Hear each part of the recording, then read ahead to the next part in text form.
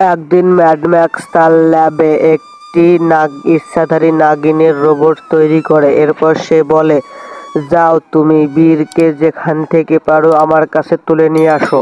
নাগিন বীরকে গ্রামে খুঁজতে থাকে। এরপর সে বীরকে পেয়ে যায়। তার শক্তি দ্বারা সে সেখানে বীরকে একটি খাঁচার ভেতর বন্দি করে ফেলে।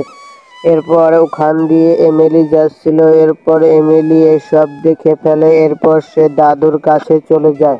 এমিলি দাদুকে সবকিছু খুলে বলে। এরপর দাদু বলে, বীরকে তো শুধু একজনই বাঁচাতে পারে।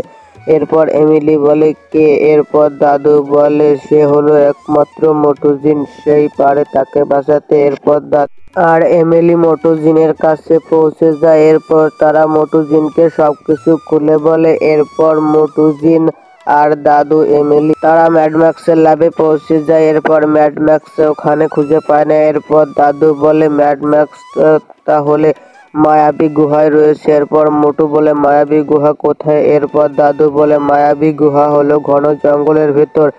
এরপর মোটু বলে, ঠিক আছে তাহলে চলো সেখানেই যাই। এরপর দাদু এমিলি আর মোটুজিন সেখানে তারা সেখানে পৌঁছে দেখতে পারে যে বীর খাঁচায় বন্দি হয়ে আছে আর পাশে দাঁড়িয়ে আছে নাগিন, তার পেছনে ম্যাড ম্যাক্স দাঁড়িয়ে আছে। এরপর মোটুজিন তার শক্তি দ্বারা নাগিনকে ওখানে মেরে ফেলে।